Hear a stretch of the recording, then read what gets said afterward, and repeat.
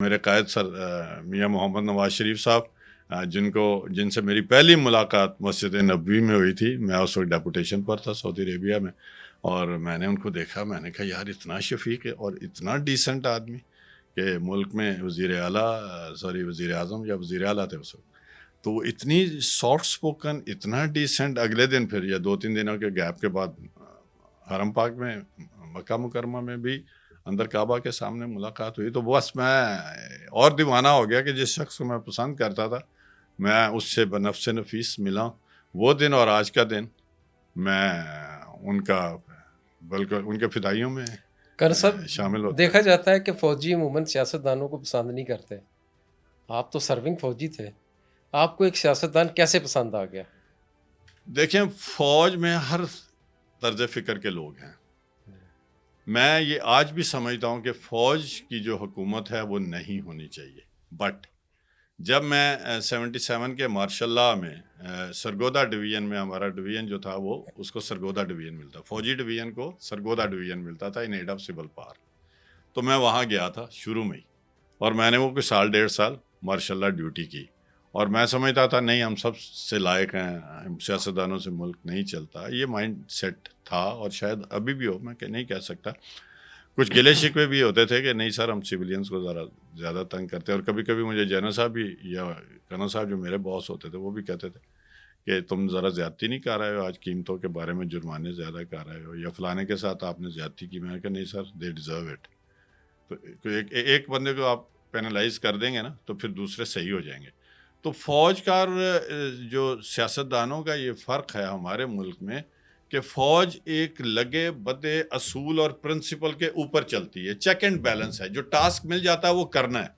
Seniors نے کیسے یہ ڈیسائیڈ کیا, بیکاز وہ لیول ہمارا نہیں ہوتا کپتانوں کا, میجروں کا یا بریگیڈیئرز کا یا ایون میجر جنرلز کا. جو ٹاپ کے لیفٹیننٹ جنرل اور جنرلز ہوتے ہیں وہ دیکھتے ہیں کہ کیا ہم نے کرنا ہے, وہ آگے نیچے آرڈرز پاس کر دیتے ہیں. اور سٹینڈرڈ جو ایس او پیز ہیں, چاہے مارشل لاء ہو, چاہے ادروائز آپریشنل ہوں, چاہے زمانہ امن ہو, ان ایس او پیز کے مطابق فوج چلتی ہے. تو یہ چیز سول میں نہیں ہے ہمارے ہاں ملک میں, اور آج بھی اس کا فقدان ہے. پولیٹیکل لوگ یہ چاہتے ہیں کہ جب میں میئر تھا تو میرے پاس اگر آ جاتا تھا ایم این اے یا M P A with due respect and regard, اور کہنا صاحب ہے گھگی مارو. یہ گھگی مارو والا جو کلچر ہے نا, یہ آج بھی مجھے لگتا ہے یہ فوج میں نہیں ہوتا.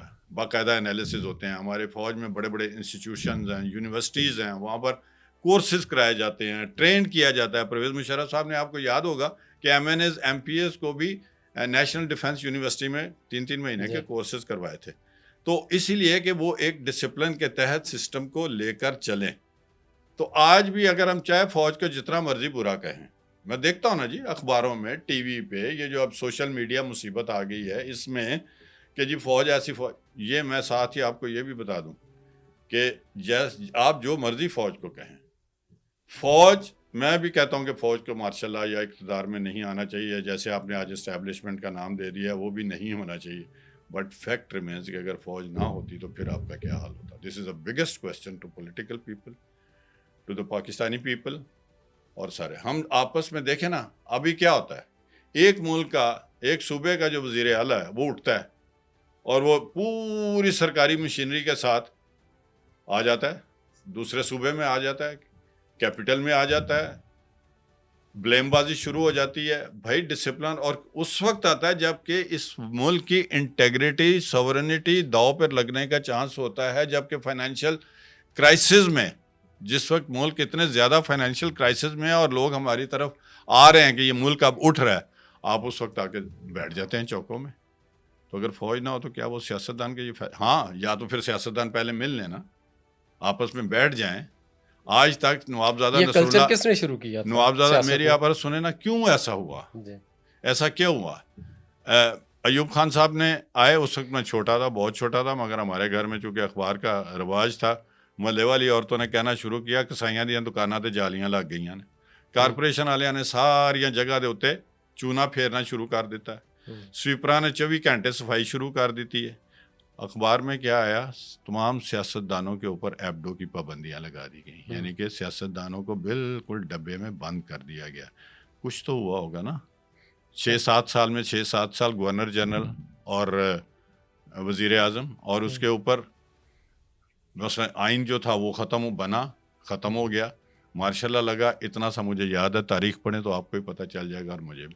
اس کے بعد جب جنرل ضیاء صاحب آئے ہیں، بھٹو صاحب اور جتنے ہماری اپوزیشن کی پارٹیاں تھیں، کس طریقے سے لڑ رہے تھے، کس طریقے سے جلوس نکل رہے تھے، کس طریقے سے عوام ڈسٹرب ہو رہی تھی، اس وقت مجھے بتائیں کہ کیا حال تھا۔ یا تو یہ ان کو اتنا عرصہ ملا تھا، بھٹو صاحب was extremely intelligent and شروڈ politician, اور وہ چیزوں کو کنٹرول کر سکتے تھے، انہوں نے کوشش بھی کی، 73 کا قانون بنا دیا، آئین پاکستان دیا اس قوم کو، جو کہ ایک آج بھی اسی دستاویز کے تحت پاکستان چل رہا ہے۔ تو کیوں اس وقت اپوزیشن کی جو پارٹیز تھیں وہ اس نہج پہ لے آئیں عوام کو کہ سڑکوں کے اوپر گولیاں چلیں؟ تو پھر ان گولیوں کو کیوں نہ بچاتی فوج نے آ کے ٹیک اوور کیا۔ محرکات کیا تھے وہ آپ کو بھی پتہ ہے، کسی حد تک مجھے بھی پتہ ہے۔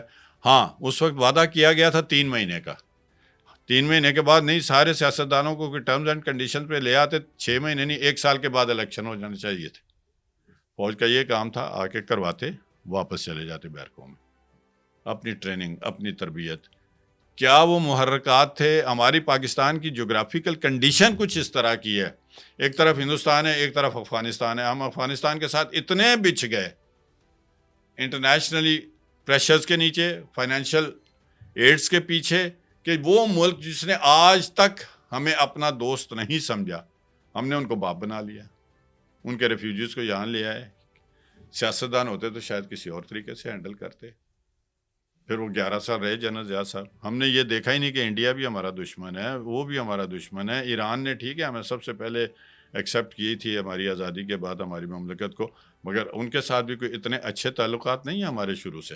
صحیح۔ تو ان ساری چیزوں میں ہوتے ہوئے کیا یہ کام نہیں بنتا تھا پولیٹیکل لوگوں کا کہ چیزوں کو سنبھالیں، تو آپس میں بیٹھ جائیں؟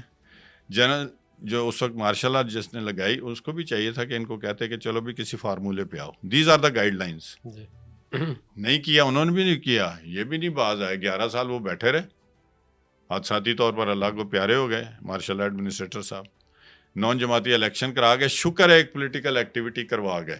نہیں، 85 میں تو انہوں نے نان پارٹیز الیکشن کروائے تھے۔ وہی تو آپ سے کہہ رہا ہوں نا، وہ بنیاد نہیں بنی ہماری انسٹیبلٹی کی؟ بہت زیادہ بنی، اس میں فرقہ واریت، ہاں اس میں لسانی تقسیم، جی، اس میں چودھریزم، ہیروئن کلچر، ہیروئن کلچر آیا، کلیشنکوف۔ آج جو ویپنز گلی گلی میں ہیں، جب ہم چھوٹے تھے کسی کے پاس ویپن ہوتا ہی نہیں تھا، اس وقت اگر لڑائیاں ہوتی تھی لاہور شہر میں تو زیادہ سے زیادہ جی چاقو مار دیتا، یا وہ ایک دودھ میں پھیرنے والا کھونچا ہوتا تھا وہ مار ڈنڈے دیا، سوٹے کی لڑائی ہوتی، ڈنڈے سوٹے کی لڑائی ہوتی تھی۔ صحیح ہے۔ تو اس دور میں 10-11 سال میں یہ ساری برائیوں نے جنم لیا، ٹھیک ہے، مغربی طاقتوں کے ہم ایلائز بن گئے۔ اس دور کو آپ آج پولیٹیشین کیا سمجھتے ہیں، کیسا سمجھتے ہیں اس دور؟ میں کسی بھی مارشل لائی دور کو بلیک ٹائم سمجھتا ہوں اپنے ملک کے لیے۔ ہاں، for the time being yes, فوج should come, hold the elections and they should come back, give the chance to the political people, اور ان کو سمجھائیں کہ یار اسی میں ہماری بریڈ بٹر، پیدا ہونا، مرنا، جینا اس سرزمین پر ہے۔ اور اگر ہم نے آج اب 75-77 سالوں میں نہیں دیکھا تو آج آپ نے دیکھا ہے، آپ کیا دیکھ رہے ہیں؟ پچھلے سال 11 لاکھ لوگ پاکستان سے چلے گئے، وہ میرے اور آپ کے بھی بچے ہیں۔ میرا اور آپ کا بیٹا یا بھائی باہر چلا گیا تو وہ میرا بیٹا یا میرا بھائی یا آپ کا بیٹا یا آپ کا بھائی نہیں ہے، وہ پاکستان کا بیٹا ہے۔ ہم نے ان کو لاکھوں، سینکڑوں، کروڑوں روپے لگا کے پڑھایا۔ آج دیکھیں میڈیکل میں ڈاکٹر ایک 3-4 کروڑ کا پڑھ رہا ہے آپ کو، چاہے فوج، چاہے اس کو آرمی سویلین ادارے کروائیں یا گورنمنٹس کروائیں، خرچہ اس کے اوپر اتنا آ رہا ہے، جب وہ تیار ہو جاتا ہے تو اس کو یہاں نوکری نہیں ملتی۔ ڈاکٹر جو ہیں وہ بیچارے دیہڑی پہ، انہوں نے ایک کیجول پروگرام نکالا تھا پنجاب گورنمنٹ نے، اس کے اوپر وہ دیہڑی پہ کام کر رہے تھے، صحیح، جس دن نہیں جاتے اس دن ان کی غیر حاضری، وہ بھی شاید اب ختم ہو گیا۔ تو یہ کیوں جا رہے ہیں؟ کیونکہ سٹیبلٹی نہیں آ رہی ملک میں۔ کل صاحب